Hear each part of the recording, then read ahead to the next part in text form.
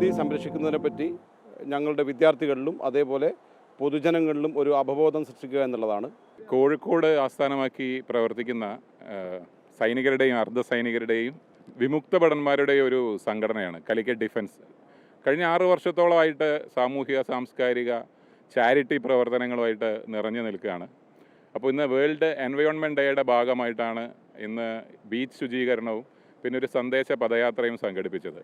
അപ്പോൾ ഇതൊരു മെസ്സേജാണ് ആക്ച്വലി ഞങ്ങൾ കൊടുക്കാൻ ആഗ്രഹിക്കുന്നത്. ഈ ഒരു പരിസ്ഥിതി ദിനത്തിൽ ഈ ഭൂമി, നമ്മുടെ പരിസ്ഥിതി ഭാവി തലമുറയ്ക്കായിട്ട് സംരക്ഷിക്കേണ്ട ഉത്തരവാദിത്തം നമ്മൾ ഓരോ ജനങ്ങൾക്കുമാണ് എന്നുള്ളൊരു സന്ദേശമാണ് കാലിക്കറ്റ് ഡിഫൻസ് ഇതിലൂടെ നാട്ടുകാർക്ക് നൽകാൻ ആഗ്രഹിക്കുന്നത്.